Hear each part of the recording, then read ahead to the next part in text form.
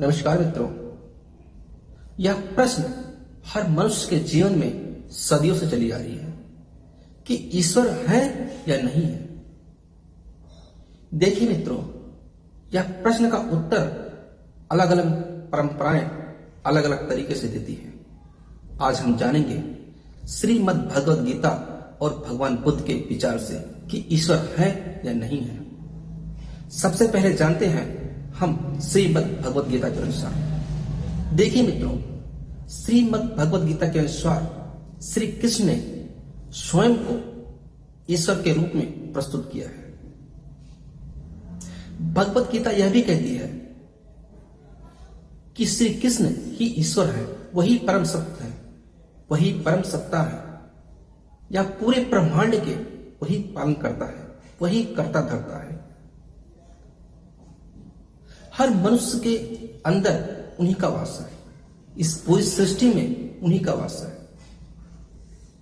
भगवद गीता यह भी कहती है कि ईश्वर सिर्फ मंदिर तक सीमित नहीं है, वह हर कण में, हर ब्रह्मांड में स्थित है। भगवद गीता यह भी कहती है कि ईश्वर को पाने के लिए हमें निस्वार्थ कर्म या निस्वार्थ भक्ति या निस्वार्थ प्रेम, जो भी कह लो, मतलब ईश्वर तक पहुंचने के लिए हमें 3 कार्य करने पड़ते हैं: कर्म, ज्ञान और भक्ति। ये तीनों निस्वार्थ करना पड़ता है, तब जाके हमें मोक्ष प्राप्त होता है। यह है श्रीमद् भगवद गीता के अनुसार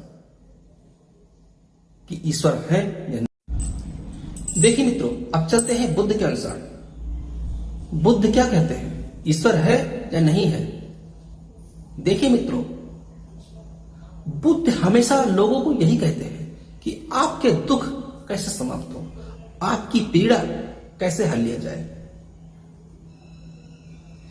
बुद्ध हमेशा अपने शिक्षा के केंद्र को ईश्वर का जागरूकता नहीं माना।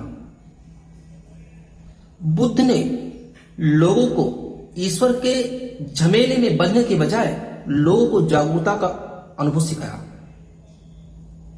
लोगों को यह सिखाया कि अपने अनुभव द्वारा मोक्ष प्राप्त की जा सकती है, अपने ध्यान द्वारा मोक्ष प्राप्त की जा सकती है।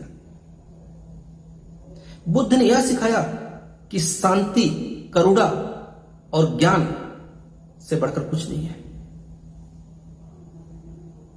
सबसे गहरी बात, बुद्ध का एक संदेश और है। बुद्ध का संदेश है करुणा और शांति। भगवद गीता भी यही सिखाती है। भगवान श्री कृष्ण भी यही कहते हैं कि हर मनुष्य के अंदर करुणा होनी चाहिए, और भगवान बुद्ध भी यही कहते हैं कि हर मनुष्य के अंदर करुणा होनी चाहिए, दयालुता होनी चाहिए। तो मुझे नहीं लगता कि दोनों के विचारों में कोई अंतर है। दोनों ही मोक्ष का द्वार अलग अलग तरीके से बताते हैं। जैसे जान पड़ता है कि लक्ष्य एक ही हो लेकिन रास्ता अलग अलग हो। तो क्या लगता है आपको मित्रों कि बुद्ध और कृष्ण के विचारों में क्या डिफरेंस है? अगर कुछ डिफरेंस है तो प्लीज कमेंट करके हमें बताइएगा। धन्यवाद।